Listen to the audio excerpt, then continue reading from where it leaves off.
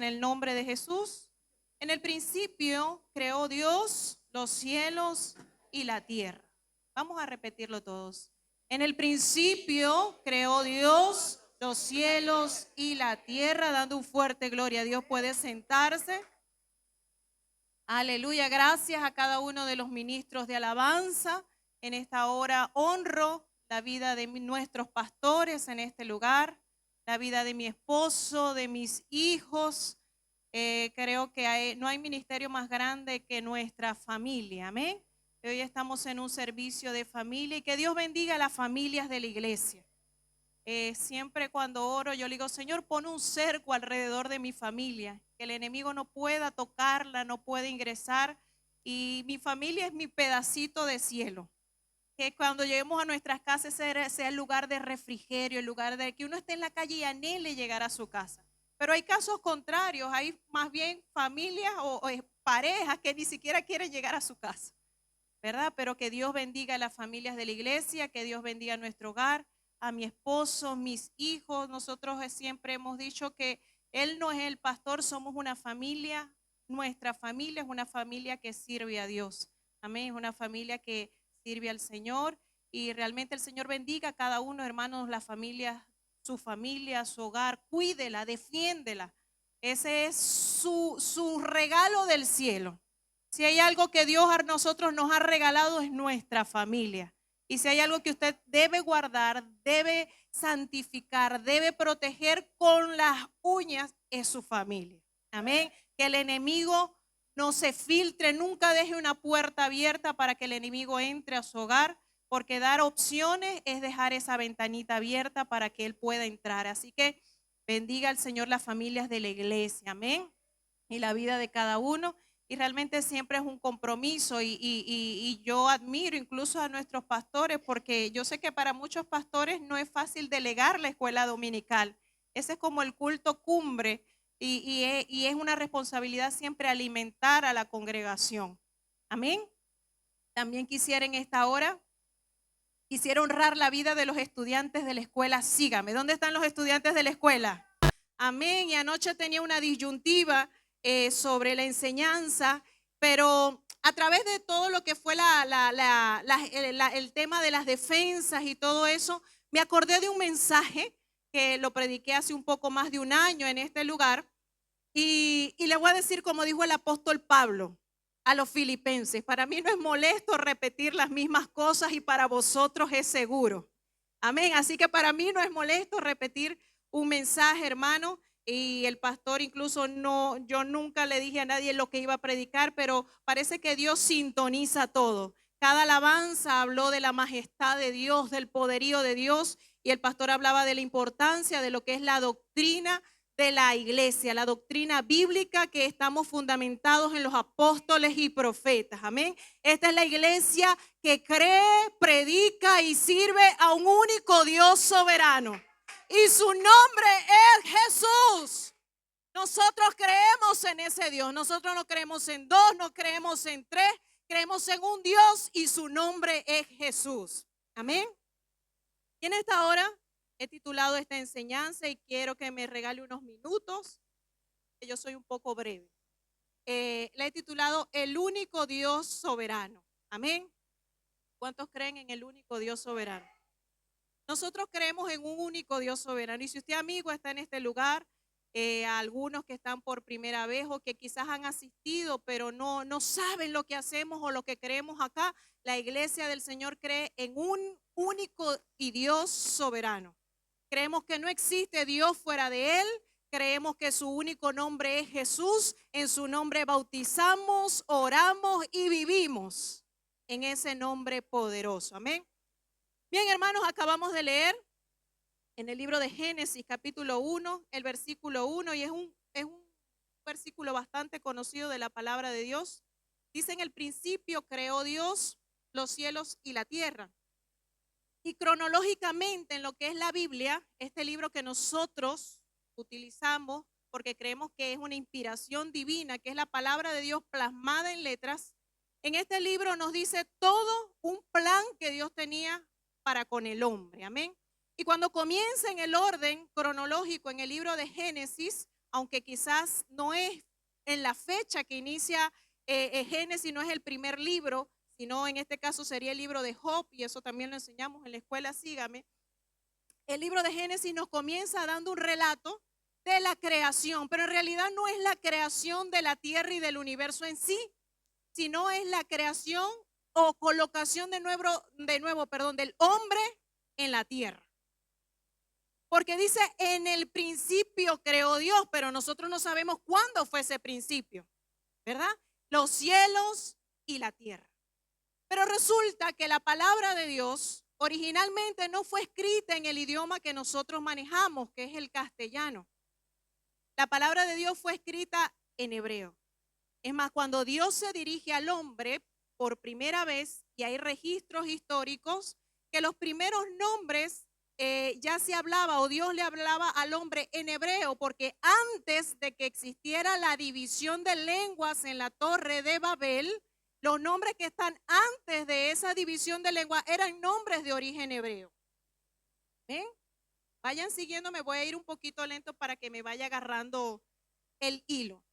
Entonces Dios le habla al hombre en hebreo. Y cuando se plasma la palabra de Dios, se escribe en el idioma hebreo. Y por allí hay una plantilla, le voy a pedir a mi hijo que coloque la primera, y es como se leería el primer versículo de Génesis 1:1. Génesis 1:1 dice, no voy a leerlo de arriba, ¿oyeron? Voy a leer lo que está en el medio. Su pronunciación sería Bereshit bara Elohim. En el idioma original, cuando decimos en el principio creó Dios, esa fracción de palabra en el hebreo se pronunciaría Bereshit bara Elohim. Y Elohim hace referencia al único y soberano Dios.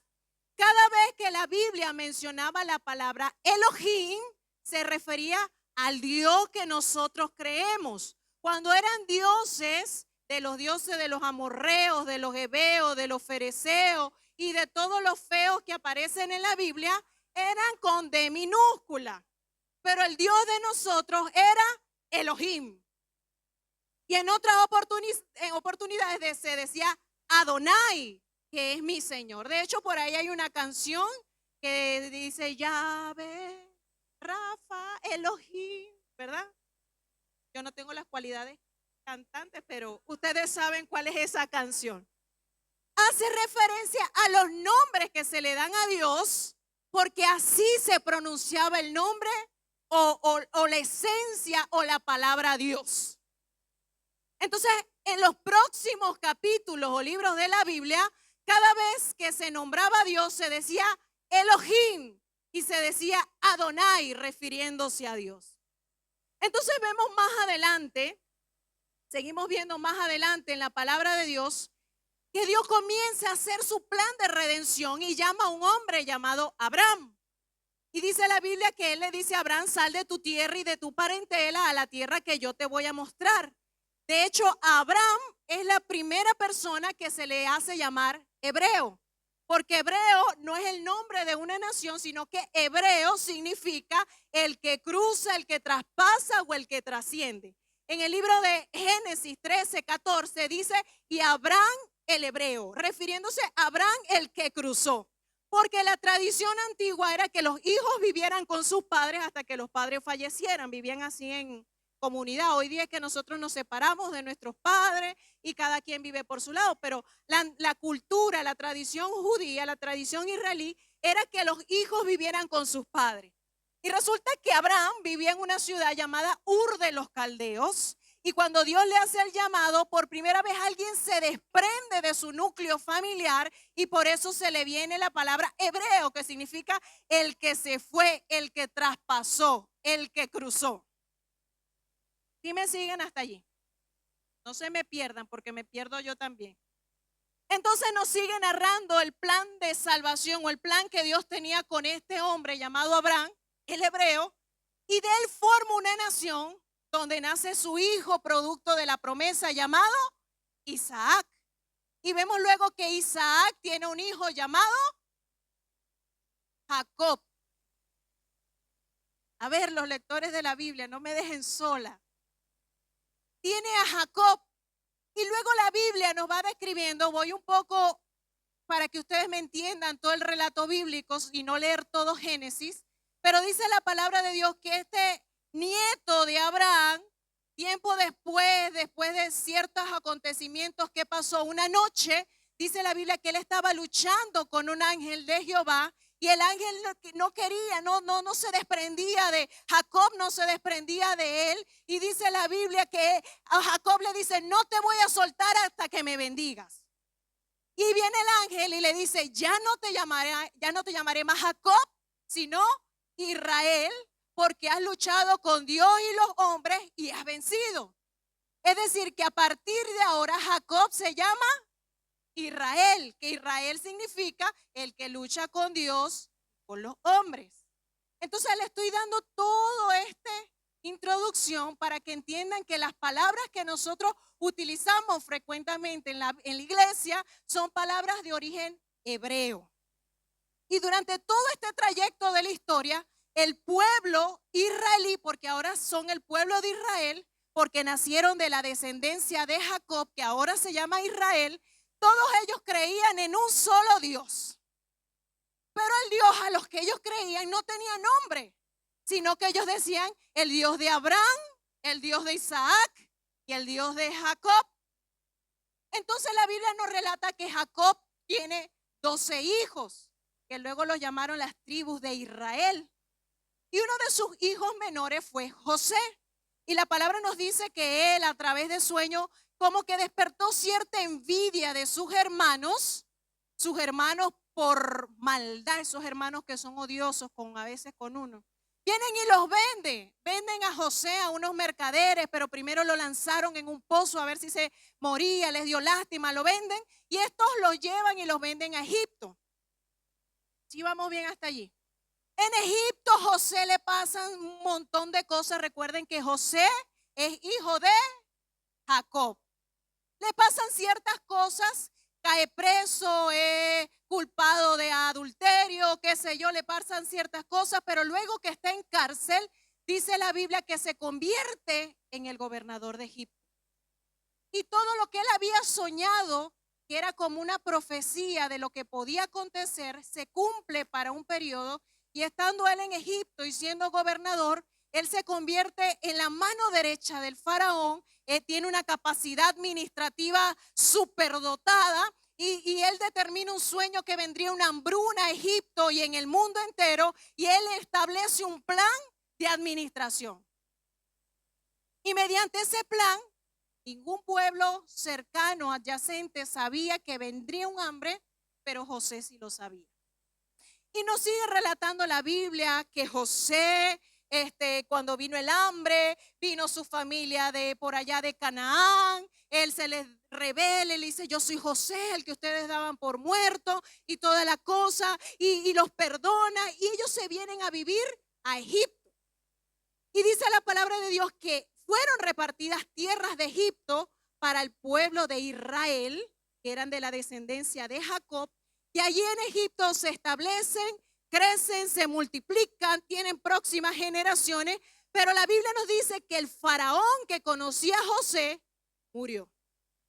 Y vino un faraón de nuevo que no conocía a José ni a sus obras. Y este faraón veía que el pueblo de Israel se multiplicaba, tenían muchos hijos y aparte de eso eran personas fuertes, porque los egipcios, al ser ellos un imperio o ser ellos los dueños de la tierra, ellos no trabajaban y ponían a trabajar a otros. Y una persona que no trabaja se le atrofian los músculos, serían flaquitos, así como flacuruchos, no sé. Pero los egipcios que trabajaban en esclavitud, que montaban piedras, que hacían cosas, eran fortachones. Entonces el faraón decía, este pueblo se está multiplicando y aparte de eso son muy fuertes. Y dice la Biblia que mientras más los oprimían, más se multiplicaban. Porque el enemigo cree que cuando oprime al pueblo de Dios se va a exterminar. Pero nosotros sabemos que cuando hay problemas, que cuando hay adversidades, aún así seguimos predicando el evangelio. Seguimos hablando de Dios. Nada ni nadie nos va a callar. Y dice la Biblia que mientras más los oprimían, más se multiplicaban. Y él dice, no los vamos a oprimir más, vamos a armarnos otra estrategia. Y vamos y le dice a las parteras egipcias que ellas parteaban a las mujeres hebreas o a las mujeres de Israel, les dice, bueno, cada vez que nazca un niño varón, lo van a matar. Pero si es hembra, la dejan vivir. Y ustedes, la mayoría se conoce la historia de Moisés, ¿verdad? Y hasta el que no ha leído la Biblia, cuando llega esta semana que el mundo le llama la Semana Santa, pasan todas las películas de Moisés. Y nos obligaban, chicos, a ver todas esas películas. Entonces, muy bien, llegamos entonces y dice la palabra de Dios, ya muerto José, viene el faraón, da el edicto de que maten a todos los varones, pero hay una mujer que decide no matar a su hijo varón, sino esconderlo. Y usted se sabe la historia, que lo mete en una arquilla, lo pone en el río Nilo y por allá su hermanita va viendo por dónde va recorriendo la arquilla hasta que llega por allá a una orilla donde se bañaba la hija del faraón. La hija del faraón lo agarra, lo ve que es bonito y dice, yo me lo voy a cuidar. Y luego la historia sigue relatando de que la hija del faraón le dice a la niña que venía por ahí, dice, pero es que no sé cómo alimentarlo porque yo no soy la mamá. Y ay, yo te voy a buscar a alguien que lo cuide. Y busca a su mamá. Así que esta mamá le fue fabuloso porque le pagaban por cuidar a su propio hijo. Yo creo que ese es el sueño de nosotras las madres, ¿verdad? Que nos pagaran por cuidar a los hijos. Vivía en el palacio, tenía los beneficios del reino y era su hijo. Ahora sí, esa era la introducción. Y luego la Biblia nos continúa enseñando que Moisés creció. Y cuando Moisés ya tenía una edad adulta, todavía vivía en el imperio egipcio o allí en Egipto, yo creo que Moisés tenía un problema de identidad. Moisés no se sentía tan egipcio ni tampoco se sentía tan israelí. Él estaba allí como que, porque su madre al criarlo, ella tuvo que transferirle las enseñanzas de que había un solo Dios.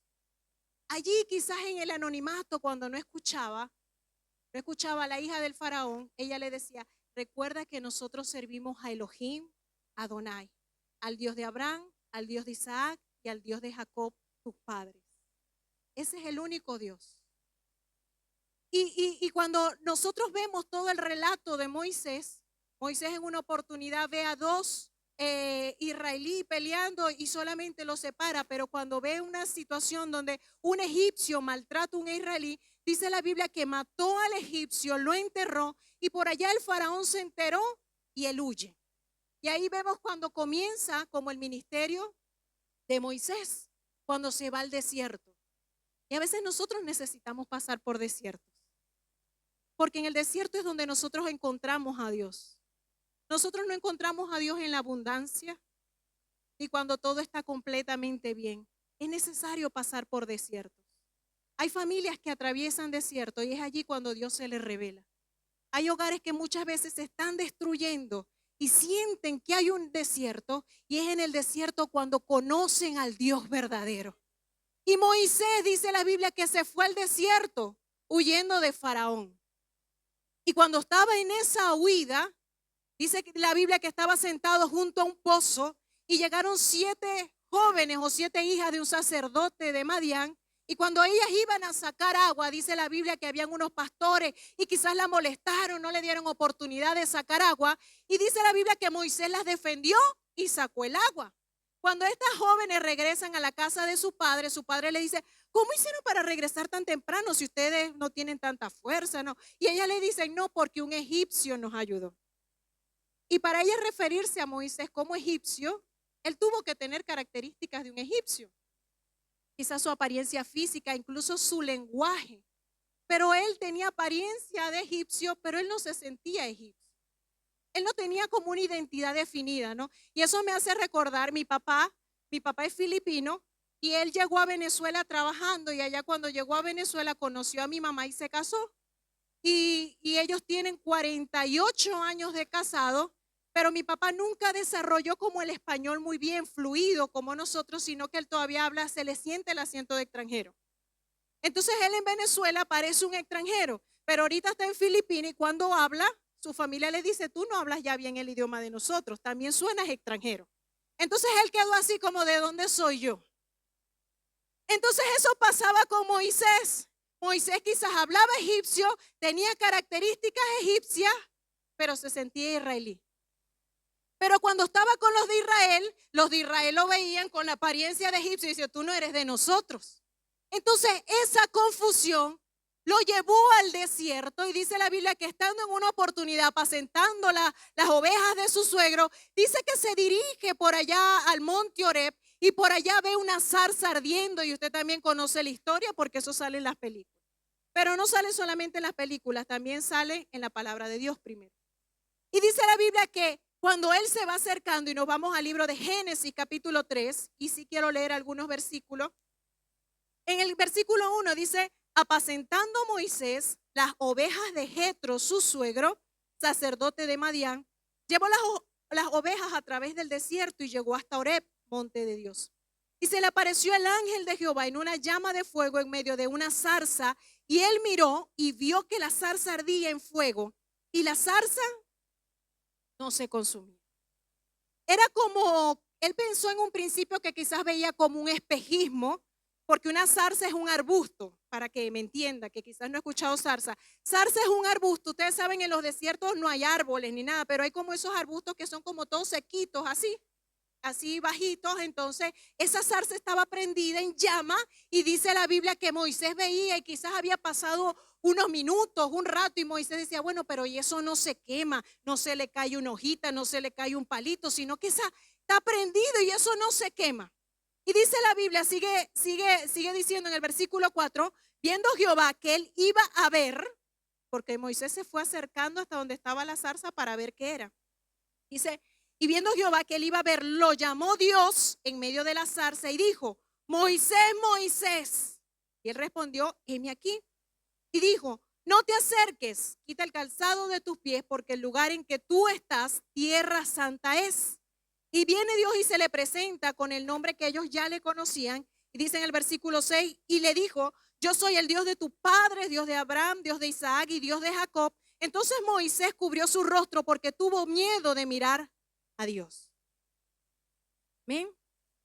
Y luego nos sigue relatando, dice, Dios le dice a Moisés que él ha visto la aflicción de Israel, su pueblo, porque era el pueblo escogido cuando lo escogió allá cuando llamó a Abraham, ¿se acuerdan?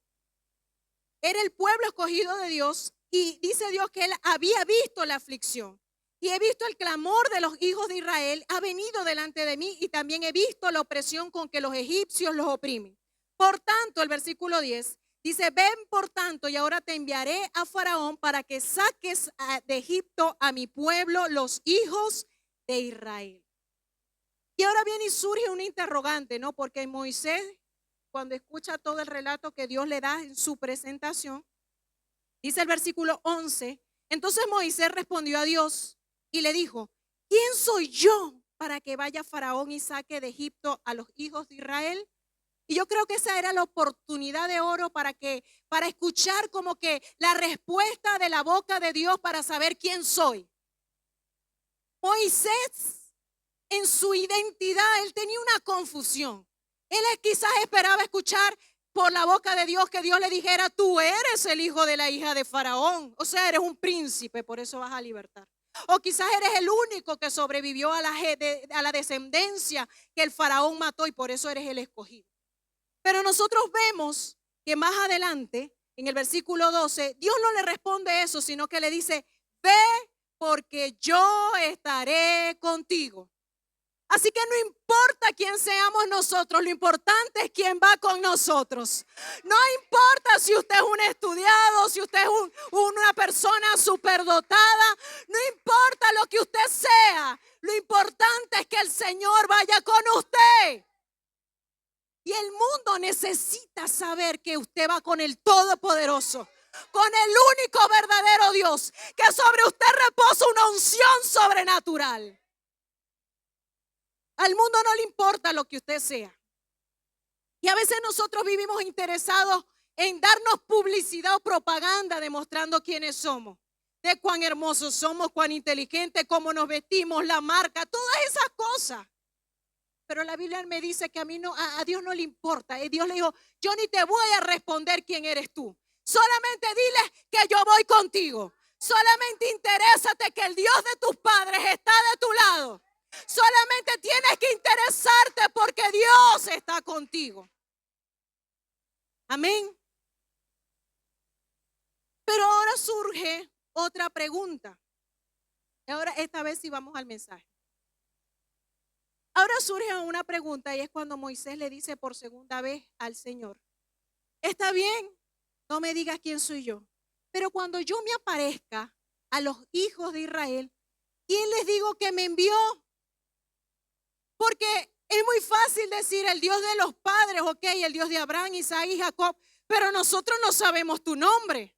Nosotros sabemos que tú eres Elohim, que eres Adonai, que eres el único Dios verdadero, pero no tienes nombre. Y en Éxodo, capítulo 3, versículo 14, y respondió Dios a Moisés y le dijo, yo soy el que soy. Y dijo, así dirás a los hijos de Israel, yo soy, me envió a vosotros. Amén. Cuando Dios o cuando Moisés le pregunta esa pregunta, porque creo que nadie en la Biblia se había atrevido a preguntarle a Dios, ¿cómo te llamas? Solamente todas las descendencias habían conocido a Dios como el Dios de sus padres, pero no tenía un nombre, una esencia de nombre. Y cuando Dios se atreve a preguntarle el nombre, Moisés se atreve a preguntarle el nombre a Dios, Dios le responde diciéndole, yo soy. Pero yo soy no es nombre. Y en el hebreo, acuérdense que les hablé en la introducción, les dije que la Biblia originalmente fue escrita en hebreo. Cuando se escribe esta palabra, yo soy, en el original hebreo, se escribe de esta manera. La siguiente diapositiva, por favor. Con esas siglas. Esas palabras o esas letricas en hebreo, el hebreo se lee de derecha a izquierda. Esas letras, una se llama Yod, otra Ji, otra Vav y otra Ji. En nuestro español, la próxima, en nuestro español, esas letras están representadas por YHWH. YHWH. En nuestro español se lee YHWH. Y en hebreo se lee YHWH. Pero se dice Yud, Hei, Vav, Hei. Y yo creo que todos ustedes han visto esas letras, ¿verdad? A veces las pegan en calcomanías, a veces hacen esto refiriéndose a las letras, refiriéndose a Dios. Lo cierto es que en el hebreo es un idioma de consonantes. Y al ser consonantes son palabras que no se pueden leer. No se puede leer la palabra, ni es más, en nuestro español nosotros cómo pronunciaríamos YHWH. Así que cuando Dios se le muestra a Moisés, Dios le pronuncia esa palabra y le dice, dile que YHWH te envió. Y él obedeció. Y en las próximas partes en donde la Biblia nuevamente muestra el nombre de Dios, hasta el día de hoy, los israelitas no se atreven a pronunciar esa palabra porque esa palabra es impronunciable. Cada vez que ellos ven esa palabra, ellos prefieren decir Elohim y Adonai. Sustituyen esas letras para referirse al único y verdadero Dios. Amén. Entonces, con el tiempo, esta palabra luego fue latinizada y le colocaron vocales para darle un sentido fonético para pronunciar Yahweh. Y en nuestro español luego Jehová. Ahora Jehová sí la conocen, ¿verdad? Y Yahvé también. Por eso hay el coro Yahvé. No voy a cantar todo porque ustedes se lo saben. Entonces, pero esa palabra, la raíz, surge de esas consonantes YHWH, haciendo alusión al nombre de Dios. En una oportunidad le preguntaron a una persona, a uno de los antiguos israelíes, que si esa palabra tenía algún significado. Y antes se creía, los antiguos israelíes creían que esa palabra era un acrónimo. ¿Saben lo que es un acrónimo? Un acrónimo es un conjunto de letras que dan significado a una palabra. Por ejemplo, OVNI. OVNI es objeto volador no identificado. OPEP, Organización de Países Exportadores de Petróleo. ONU, Organización de las Naciones Unidas. Eso es un acrónimo. Son siglas que determinan una palabra. Los antiguos israelíes pensaron que cuando Dios pronunció esas palabras de YHWH, se estaban refiriendo a un acrónimo que significa Hayá, Heye, Jowe, que significa el que es, el que era y el que será. Y si eso tiene coherencia, entonces nos iríamos al libro de Hebreos 13:8, donde dice: Jesucristo es el mismo de ayer, de hoy y por los siglos. Porque el Dios que nosotros predicamos es el mismo de ayer, es el mismo de hoy y es el mismo de la eternidad. El único Dios verdadero que nosotros creemos. Pero eso no se quedó ahí. Resulta que el hebreo tiene, a diferencia de nuestro alfabeto, tiene diferentes significados, tiene diferentes valores. El hebreo se lee fonéticamente, numéricamente y pictográficamente.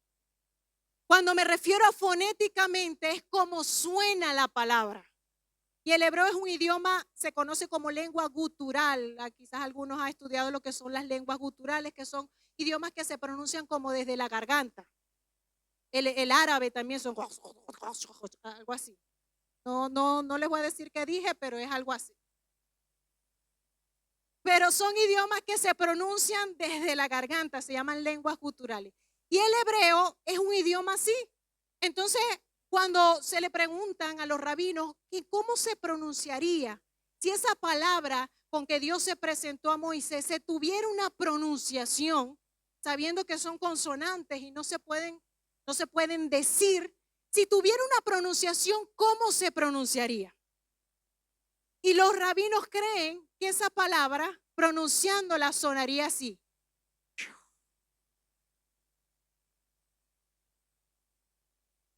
Por eso no me escucharon. Sonaría como cha. ¿Y saben qué sonido es ese? El sonido de la respiración. Cuando un niño nace, lo primero que hace es respirar. Cuando una persona muere, lo último que hace es respirar. Mientras usted vive su día a día olvidándose de Dios, su cuerpo entero está pronunciando el nombre de Dios. Por eso dice el Salmo 150, todo lo que respire, alabe a Jehová.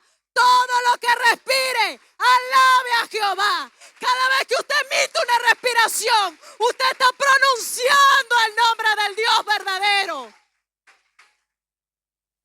Cada vez que usted está durmiendo inconsciente en su cama, usted está pronunciando el Dios verdadero.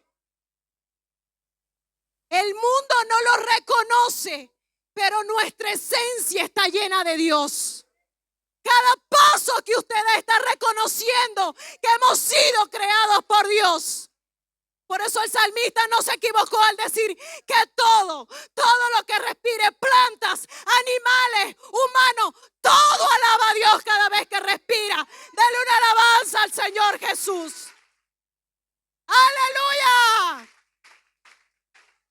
Gloria al nombre de Jesús. Así que cada vez que nosotros hacemos algo y usted no se da cuenta, usted está emitiendo el nombre de Dios. ¿O cómo se pronunciarían esas palabras? Por eso están así como encriptadas, están allí como desconocidas, porque hay una esencia. Es el Dios que nos da el soplo de vida, el aliento de vida nos los da nuestro Dios. Y el mundo no lo reconoce, pero usted y yo sabemos que hemos sido creados por el único y verdadero Dios. Y su nombre es Jesús. Y su nombre es Jesús. Aleluya. Aleluya. Aparte de eso, el alefato, porque se conoce como alefato, el alfabeto hebreo, tiene un valor numérico. Porque en ese tiempo, a diferencia de nuestro español, nosotros tenemos letras y tenemos números. Pero cada letra del alfabeto hebreo también representaba un número. Amén. Entonces, si había plasmado cierta letra, simbolizaba un número.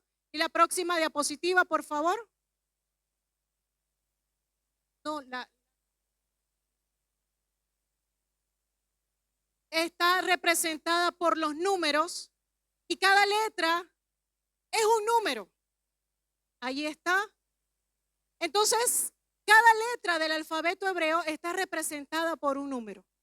Cuando nosotros vemos la letra YHWH, esas letras, la Y, recordemos que leemos de atrás para adelante, es el 10 que está por allá arriba. La H, que es la Vav, que es el número 5. La G es el número 6 y luego el número 5. Es decir, 10, 5, 6, 5. Ese es el número representado por las letras en hebreo. 10, 5, 6, 5. Amén. Apréndanselo para el examen. Entonces, cada letra estaba representada también hace muchos años. Teníamos poco tiempo de casado mi esposo y yo. Y nosotros nos gustaba mucho el negocio de compra y venta de carros, de coches. Y en ese negocio compramos y vendimos muchos coches y cada vez agarrábamos un coche y lo vendíamos. Y claro, uno a medida que va experimentando, uno va aprendiendo, ¿no? Del negocio que uno está incursionando. Entonces, en ese negocio de compra y venta de coches, aprendimos que cada coche tenía un serial oculto que determinaba el fabricante, el año, la marca, el color, todas las especificaciones del coche. ¿Sí? Es así, ¿verdad? Aquí también es así. Entonces, claro, habían carros de ciertas marcas que tenían el serial por un costado de la puerta. Habían coches que dependiendo de la marca tenían la carrocería por el lado del motor o por un lado de la carrocería. Unos los tenían por el tablero. Entonces, si uno venía y agarraba esos seriales y los introducía en un sistema, el sistema le arrojaba el fabricante del coche, le decía qué marca es el coche, qué color es el coche, cuándo salió al mercado, qué matrícula tiene. O sea, salió un registro histórico de todo el coche. Amén. Ahora, nosotros los humanos, nosotros los seres vivos, dentro de lo que es la biología, nosotros cada parte de nuestro cuerpo y de nuestros órganos está compuesto por células. Por células. Cada fracción de nuestra piel tiene células. Usted agarra hasta un cuerito de la boca de uno y esos son células que están ahí, ¿cierto? Entonces, esas células es la parte más interna del ser humano, pero dentro de esas células hay una molécula llamada ADN. Muchos la han escuchado, ¿verdad? ADN. Ese ADN, que significa ácido desoxirribonucleico, y todavía me acuerdo, bachillerato de segundo año. Entonces, en esa célula, en esa molécula, está registrado todo nuestro registro histórico de ADN. Por allí está la foto, ahora sí viene la del ADN. Ese es nuestro ADN. Entonces, allí está haciendo referencia a que todas las partes de nuestro cuerpo tienen células y dentro de esas células está el ADN. Pero ese ADN también, a su vez, está compuesto por unos nucleótidos. Nucleótidos se llama así. Nucleótidos. La siguiente diapositiva. Y esos nucleótidos son 4, llamados adenina, timina, citosina y guanina. Esos 4 nucleótidos van enlazándose de 2 en 2, así como ven esa escalerita allí, se van enlazando la adenina con la timina, la citosina con la guanina. Aquí todos estamos aprendiendo ciencia, que todos salimos inteligentes hoy. Entonces, ese ADN va construyendo esa cadena que se llama enlace de fosfodiéster. Estudié bien.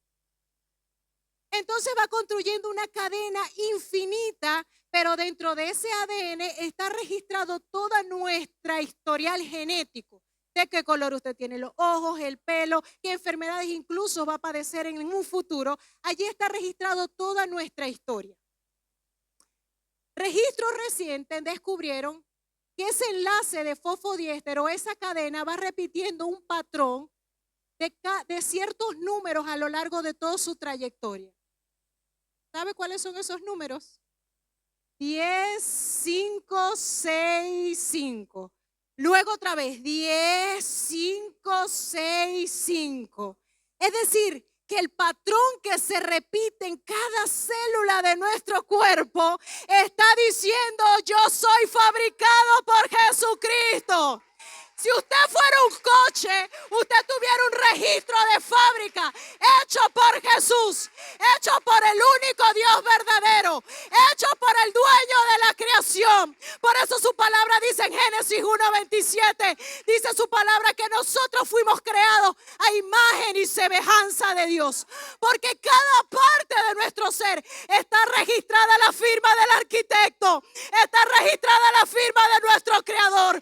Usted y yo somos criatura de Dios. Usted y yo somos creación de Dios. Usted y yo no somos producto de evolución. Usted y yo somos creación del único Dios verdadero. Aleluya. Aleluya. Todavía hay personas que dudan de la existencia del único Dios. Todavía hay personas que dudan que somos creados de Dios. Hay personas que todavía hasta esta fecha creen que hubo una evolución, que somos producto de una explosión del Big Bang. No sé de cuántas teorías, pero usted y yo somos creación de Dios. Usted y yo somos creación de Dios. Pueblo suyo somos, dice su palabra, y ovejas de su prado. Somos creación de Dios. Aleluya, aleluya. Dele una alabanza al Señor Jesucristo.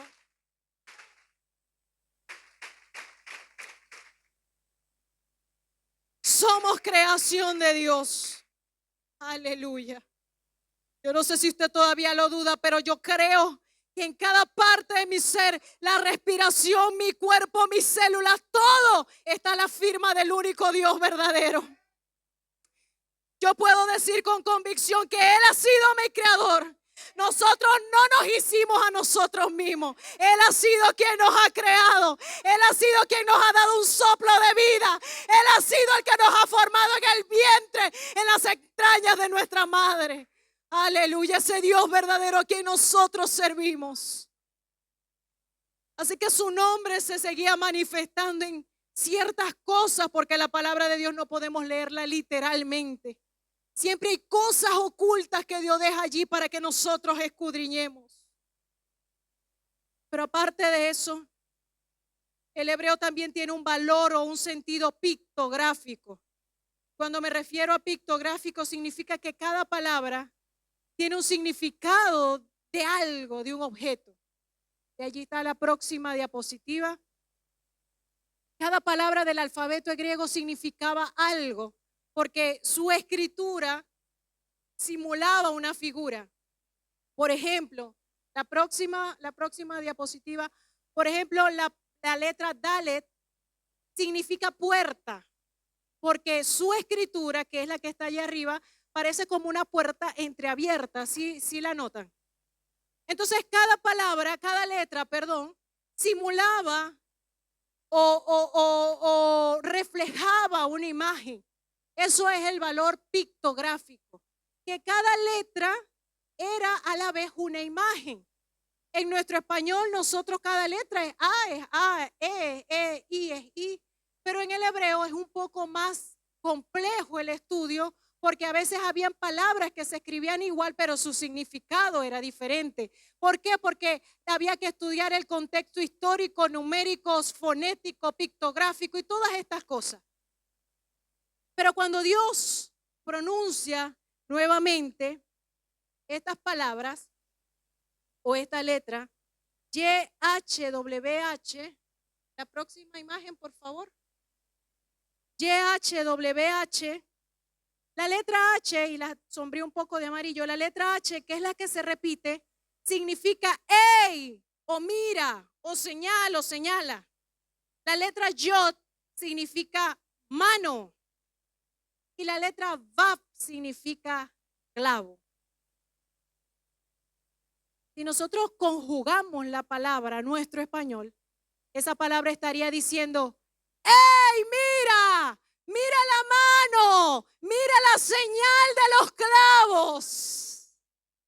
Yo no sé si usted me está entendiendo, pero desde el Antiguo Testamento Dios estaba diciéndole a un Moisés que no conocía su nombre, le estaba diciendo, mi nombre será el que lleve una señal de marcas de clavos en mi mano.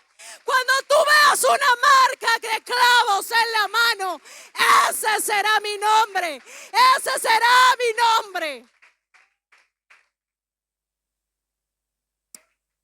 Pero hasta la fecha todos los israelíes consiguieron llamando a Dios Adonai Elohim, porque no se atrevían a pronunciar esas palabras. Y años más tarde, en el Nuevo Testamento, Jesús estaba próximo a ser crucificado y estaba allí como en víspera de despedirse de sus discípulos. Y dice la palabra de Dios que comienza a darle palabras de despedida y estaba allí junto a sus discípulos. Y dice, bueno, yo me voy a prepararles morada para que donde yo estoy, ustedes también estén. Y por ella saltó un Tomás, incrédulo Tomás. Y le dice, Señor, nosotros no sabemos a dónde tú vas. ¿Cómo vamos a saber el camino? Y allí es cuando Jesús pronuncia sus palabras célebres y dice, yo soy el camino, yo soy la verdad y yo soy la vida. Nadie viene al Padre si no es por mí. Pero por allá saltó otro incrédulo llamado Felipe. Y Felipe le dice, Señor, muéstranos al Padre y nos basta. Nosotros no sabemos quién es el Padre. A lo que Jesús le responde, tanto tiempo estoy con vosotros, Felipe, y no le habéis conocido. El que me ha visto a mí, ha visto al Padre. El que me ve a mí, ha visto al Padre, porque yo soy el Padre.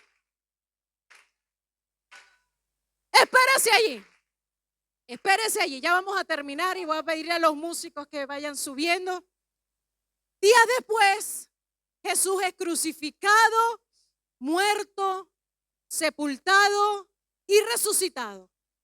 Y dice la Biblia que cuando Él resucita, a los días se le aparece de nuevo a sus discípulos y le muestra las marcas, le muestra las señales y todo esto. Pero allí en esa aparición no estaba Tomás, el incrédulo. ¿Se acuerdan del incrédulo?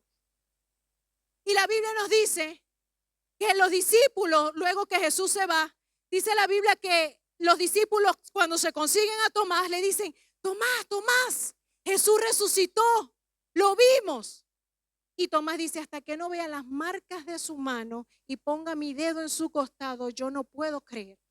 Y luego sigue relatando, creo que es en Juan 20 o 24, Juan por allí, que dice que a los 8 días nuevamente Jesús se aparece a los 11 y traspasó la puerta, estando todas las puertas cerradas, y entró hasta donde estaban los discípulos. Y los discípulos estando allí, Jesús solamente le dice, paz a vosotros. Los saludo rapidito, pero me voy a dirigir a Tomás. Tomás, mira mis manos y mira mi costado. Cuando dice la Biblia que Tomás vio la señal, yo le voy a decir lo que dijo en la traducción original. Hasta ese punto Tomás no había creído que ese era Dios. Pero cuando él ve la marca que ya había sido profetizada, Tomás cae en el suelo y dice, Elohim, Adonai, eres tú el que decía la marca de la mano. Eres tú el verdadero Dios. Eres tú el único y verdadero Dios. Hasta este punto de la historia, Tomás creía en un Jesús, pero estaba esperando ver la marca que se le había dicho a Moisés. Moisés conocía a un Dios, pero no conocía su nombre. Pero había un Tomás que sabía su nombre y no sabía que era Dios. Pero esta iglesia conoce al Dios y conoce al...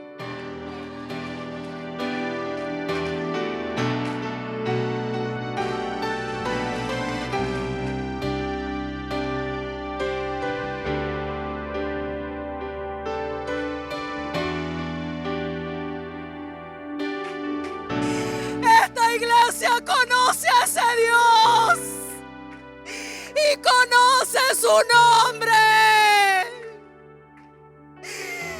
Por eso dice en el libro de Primera de Juan 5:20, pero el Hijo de Dios ha venido y nos ha dado entendimiento para conocer al que es verdadero. Y estamos en el verdadero. Estamos en el verdadero, en su Hijo Jesucristo. Este es el verdadero Dios.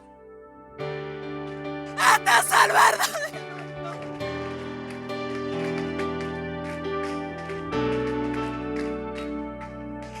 Este es el verdadero Dios y la vida eterna. Este Dios que predicamos, muchos anhelarían conocer ese nombre, pero usted y yo conocemos el nombre. Usted y yo conocemos ese nombre.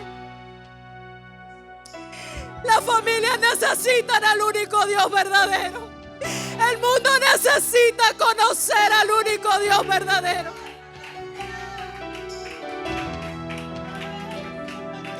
Yo quiero hacer un llamado a las familias en esta hora. Proclame el nombre de Jesús sobre su familia. Proclame el nombre de Jesús sobre su familia. Imponga a su familia, dígale: nuestra casa cree en el único Dios verdadero. Mi casa cree en el único Dios verdadero. Mi casa es invocado el nombre del único Dios verdadero. En mi casa se habla de Jesús.